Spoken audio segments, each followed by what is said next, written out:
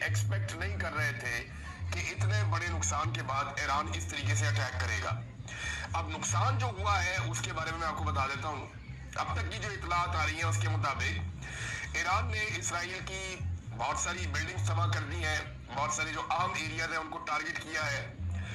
اسرائیل کی جو ایک ایئر بیس ہے اس کو بہت بری طرح تباہ کیا، ایران کی جانب سے کیا گیا، اور ساتھ ہی ساتھ جو ان کی وزارت دفاع کے دفتر ہیں ان کو تباہ کر دیا، یعنی جو ہے جس کو پینٹاگون کہتے ہیں آپ اسرائیل کا، جیسے امریکہ میں ایک پینٹاگون ہے ویسے ہی اسرائیل کا اپنا تل البیب کے اندر مرکز ہے، تو اسے ایران نے تباہ کیا بری طرح۔ اس کے مناظر جب فلمائے جا رہے تھے اور جب سکائی نیوز کا رپورٹر وہاں پہ رپورٹنگ کر رہا تھا تو اس کو پھر رپورٹنگ کے دوران دیکھا گیا، اس کو ہٹایا گیا وہاں سے کہ یہاں سے ہٹ جاؤ، اس کو مت فلماؤ۔ تو اسرائیل نے انٹرنیٹ بھی بند کیا بیچ میں کچھ دیر کے لیے تاکہ اس کی تباہی کم سے کم دکھائی جا سکے، لیکن یہ تباہی چھپائی نہیں جا سکتی۔ جب بھی کسی شہر میں یا کسی ملک میں جا کر میزائل گرتے ہیں نا، وہ پھر تباہی اب چھپا نہیں سکتے، آپ اس کو دنیا سے بچا کر نہیں رکھ سکتے اس جدید دور میں، کیونکہ کہیں نہ کہیں سے ویڈیوز بن جاتی ہیں، تصاویر بن جاتی ہیں اور وہ سامنے آ جاتی ہیں۔ تو اب تک کی جو اطلاع آ رہی ہے اس میں اسرائیل کا جانی نقصان تو کم ہوا ہے، ایران کا جانی نقصان بہت زیادہ ہوا، 70 کے قریب لوگ ان کے شہید ہو گئے تھے جو پہلا حملہ تھا اس میں۔ اس کے بعد لگاتار جو ہے وہ اسرائیل اٹیک کرتا چلا جا رہا ہے۔ لیکن ایرانی اٹیک جو اسرائیل کے اوپر ہوا ہے اس میں اب تک کی اطلاع کے مطابق 80 لوگ زخمی ہیں اور 5 اسرائیلی ہلاک ہوئے ہیں، جن میں ایک خاتون بھی ہے۔ دوسری جانب ایران کا اس میں نقصان زیادہ ہے۔ اب تک ایران نے کیا حاصل کیا اور اسرائیل نے کیا حاصل کیا اس لڑائی میں، یہ کچھ چیزیں میں آپ کے سامنے رکھ دیتا ہوں، پھر میں نے کچھ بڑے عام فیکٹس ہیں وہ آپ کے سامنے رکھنے ہیں پاکستان کو لے کر۔ نمبر 1، اسرائیل نے سب سے پہلے جو اٹیک کیا اس میں انہوں نے پہلی چیز ثابت کی کہ ان کی انٹیلیجنس بہت بہترین تھی، اور انہوں نے اپنی انٹیلیجنس کے ذریعے سے ایران کے ان مقامات پہ ہٹ کیا جہاں پہ ان کے اہم لوگ موجود تھے۔ حالانکہ جنگ کا خطرہ تھا، ان لوگوں کو محفوظ کرنا چاہیے تھا، لیکن جو اسرائیلی انٹیلیجنس ہے انہوں نے اپنی برتری یہاں پہ دکھائی پہلے حملے کی بات کر رہا ہوں۔ اور دوسری جو اسرائیل نے کامیابی حاصل کی وہ یہ کہ انہوں نے ایران کی جو فوجی قیادت ہے، مین لوگ ہیں، انہیں شہید کر دیا۔ لیکن ایران نے فوری طور پہ متبادل قیادت جو ہے وہ کھڑی کی، اور حیران کن حد تک وہ مضبوط اعصاب کے ساتھ سامنے آئے، اور اتنا بڑا نقصان ہونے کے باوجود وہ ایسے کھڑے ہوئے تھے جیسے کچھ ہوا ہی نہیں۔ تیسرا، اسرائیل نے ایران کے اہم سائنسدانوں کو نشانہ بنایا، لیکن یہ ایک ایسی چیز ہوتی ہے جس کی بڑھوائی نہیں ہو سکتی۔ انسانی دماغ یہ بڑی قیمتی چیز ہے، بڑے بڑے سائنٹسٹ جو ہیں وہ بڑے قیمتی لوگ ہوتے ہیں، یعنی ایک جو سائنٹسٹ ہے وہ آپ کہہ سکتے ہیں کہ 1,00,000 طاقتور سپاہیوں سے بھی زیادہ امپورٹنٹ بعض اوقات ہوتا ہے، کیونکہ وہ جو ہتھیار بناتا ہے اس سے آپ مقابلہ کر سکتے ہیں بڑی سے بڑی طاقت کا۔ لہذا یہاں پہ جو ایران کا نقصان ہوا ہے یہ ناقابل تلافی ہے، اہم سائنسدانوں کو نشانہ بنایا گیا۔ لیکن ایران کے پاس صرف یہی سائنسدان نہیں تھے، ان کے پاس اور بہت سارے سائنٹسٹ ہیں اور پوری ایک ٹیم ہے جو کام کرتی رہتی ہے۔ تو ایران میں جو دعوے سامنے آ رہے ہیں وہ یہ کہہ رہے ہیں کہ نقصان تو ہوا ہے لیکن ہم آگے بڑھتے جائیں گے اور اپنے مشن سے پیچھے نہیں ہٹیں گے، ایران ایٹمی قوت بنے گا، وہ یہ کہتے ہیں۔ اور ایک اور چیز جو چوتھی ہے، نیوکلیئر سائٹس کے اوپر جو ایرانی تنصیبات کو نقصان پہنچایا گیا یہ قابل تلافی ہے، یعنی یہ جو نقصان پہنچایا گیا اس کا بھرپائی ہو سکتی ہے۔ اور اس کے اندر اچھا یہ جو حرکت کی ہے نا اسرائیل نے، اس کو لے کر رشیا اور چین انہوں نے بھی اسٹیٹمنٹ دی ہے، دیگر ملک بھی اسٹیٹمنٹ دے رہے ہیں کہ آپ نیوکلیئر سائٹس کے اوپر اٹیک نہیں کر سکتے، یہ ریڈ لائن ہے، یہ آپ کو نہیں کرنا چاہیے تھا، کیونکہ اس سے تابکاری پھیل سکتی ہے، بڑے خوفناک حالات ہو سکتے ہیں، اور اسرائیل نے یہ بڑا رسک لیا ہے۔ اب یہاں جو نقصان ہوا اس کی بھرپائی تو ہو جائے گی، چند دنوں میں ہو جائے گی اور ایران دوبارہ سے اپنے کام پہ لگ جائے گا، لیکن کیا یہ لڑائی یہاں رک جائے گی؟ ایک بڑا سوال ہے۔ اس وقت اسرائیل کو مغرب کی سپورٹ ملتی چلی جا رہی ہے، عوام یہ کہہ رہی ہے، پبلک یہ کہہ رہی ہے ہر جگہ پہ کہ اسرائیل نے یہ اٹیک کر کے غلط کیا، لیکن مغرب یا ان کا میڈیا جو ہے وہ یہ بیانیہ بنا رہا ہے کہ ایران اتنا خطرناک ہے کہ اس کے اوپر اٹیک کرنا بہت ضروری تھا، جیسے عراق کے بارے میں بیانیہ بنایا گیا، جیسے لیبیا کے بارے میں بیانیہ بنایا گیا، جیسے افغانستان کے بارے میں بیانیہ بنایا گیا، جیسے شام کے بارے میں بیانیہ بنایا گیا، تو اسی طرح یہ بیانیہ ایک اور اب تیار کیا جا رہا ہے، اور یہ بیانیہ ہے ایران کے خلاف، اور اسی طرح کا بیانیہ بنا کے پھر اٹیک کیا جاتا ہے۔ لیکن ایران نے ریٹیلیٹ بڑا خوفناک کیا ہے، اور ابھی ساری دنیا اکٹھی ہو کر ایران پہ اٹیک کرنے کی پوزیشن میں ہے یا نہیں، یہ سوالات ہم ابھی آگے چل کے ڈسکس کر لیں گے، کیونکہ ایران کے ساتھ آپ وہ نہیں کر سکتے جو آپ نے ماضی میں کچھ ملکوں کے ساتھ کیا ہے. یہاں پہ بہت سارے اور بھی پلیئرز ہیں اس وقت عالمی سطح کے اوپر. چین ہے, رشیا ہے, اور ممالک ہے, پاکستان ہے, اسلامی بلاک ہے. یہ تو نہیں ہو رہا کہ اسلامی ممالک ایران کے ساتھ کھڑے ہو کر لڑ پڑے. وہ 2-4 ملک ہی کھڑے ہو جائیں, لیکن نہیں کھڑے ہو رہے نا.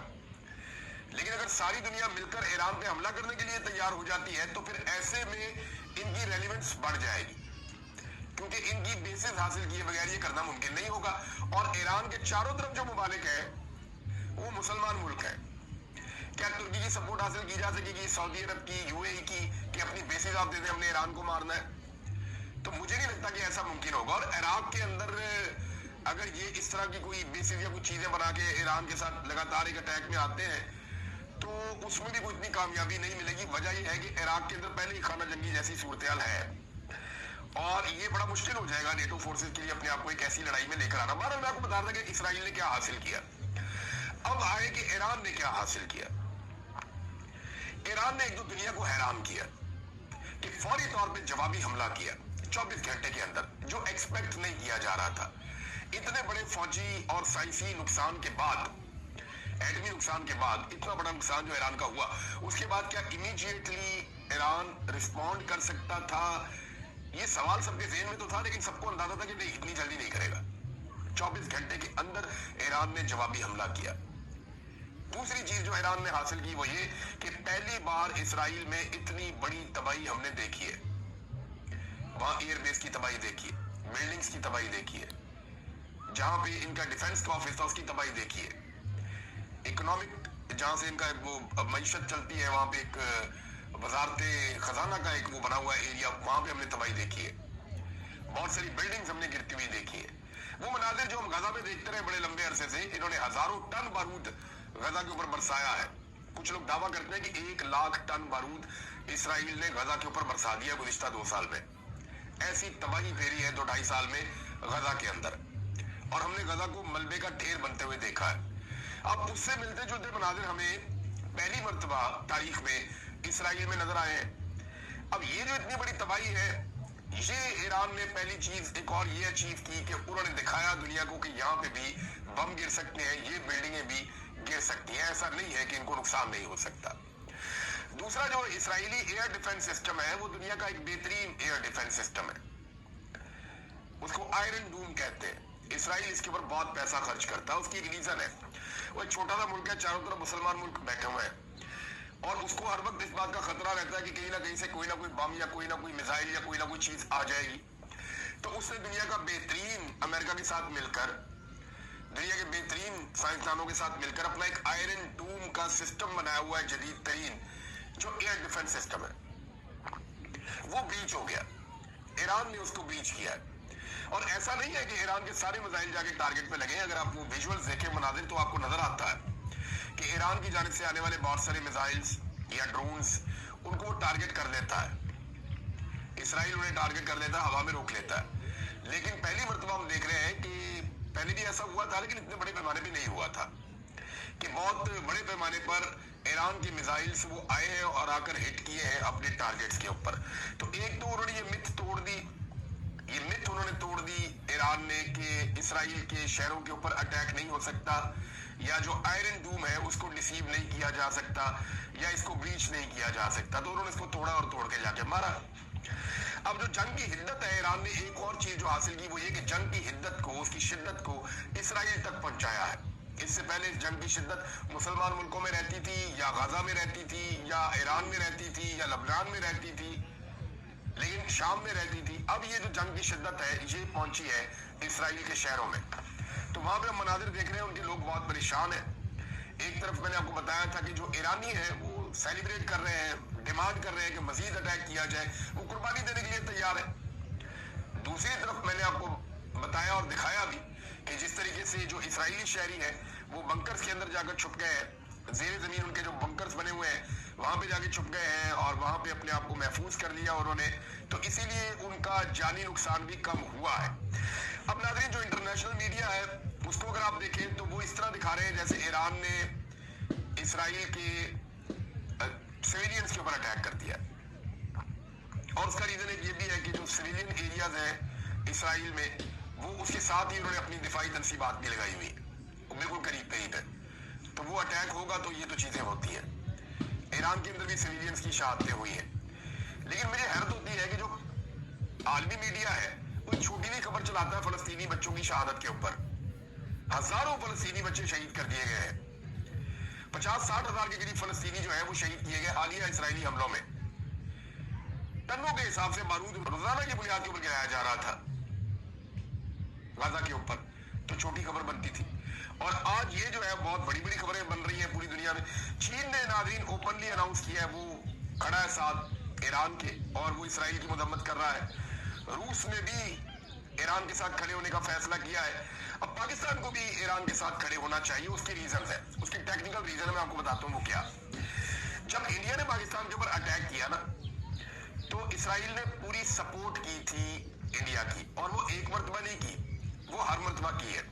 इसराइली वज़ीर आज़म का स्टेटमेंट मैंने आपको कल निकाल कर सुनाया था, जिसमें वो ये कह रहे थे कि हमारे पास मौका था, हमें चाहिए था कि पाकिस्तान को रोक देते कि पाकिस्तान एटमी कुव्वत ना बनता, यानी उस वक्त ये पाकिस्तान पे अटैक करते इंडिया के साथ मिलके, और ये चीजें थी भी। लेकिन अब आप ये देखें ना, पाकिस्तान सबूतों की बात कर रहा है, पाकिस्तान चीजें दिखा रहा है कि किस तरीके से भारत ने जो हथियार इस्तेमाल किए पाकिस्तान के खिलाफ, उनमें इसराइली हथियार भी इस्तेमाल किए। ये पाकिस्तान की जानिब से दावा भी किया गया था। ये असद कैसर साहब ने इस पे एक स्टेटमेंट भी दिया, उन्होंने कहा जी भारतीय हमले में जो हथियार इस्तेमाल हुए थे वो इसराइली थे, और पाकिस्तान को इस पर संजीदा हिकमत अमली अपनानी होगी। और ये घिनौनी साजिश मिलकर की थी इन्होंने, भारत ने और इसराइल ने। तो देखिए, जब भी भारत पाकिस्तान पे अटैक करता है तो इसराइल करता है ना भारत को सपोर्ट। तो अब ईरान की और इसराइल की लड़ाई है, तो अगर पाकिस्तान ईरान को सपोर्ट करेगा तो इसमें क्या गलत है? कुछ गलत नहीं है।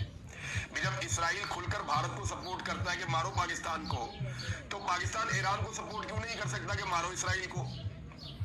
जी दोस्तों, वीरो ते भाइयों, आज की वीडियो अगर तुहानू अच्छी लगी होवे ते तुसी थल्ले कमेंट करके दसना कि इमरान रियाज खान भाई ने ਜਿਹੜੀਆਂ ਗੱਲਾਂ ਕੀਤੀਆਂ ਨੇ ਉਹ ਕਿਤਨੀਆਂ ਅੱਛੀਆਂ ਕੀਤੀਆਂ ਨੇ ਔਰ ਇਹਨਾਂ ਤੇ ਅਮਲ ਹੋਣਾ ਚਾਹੀਦਾ ਕਿ ਨਹੀਂ ਹੋਣਾ ਚਾਹੀਦਾ। ਤੇ ਇਨਸ਼ਾਅੱਲਾ ਮਿਲਾਂਗੇ ਤੁਹਾਨੂੰ ਅਗਲੀ ਵੀਡੀਓ ਦੇ ਵਿੱਚ। ਫੀ ਮਾਨਿल्लाह। पाकिस्तान जिंदाबाद, पाकिस्तान पाइंदाबाद।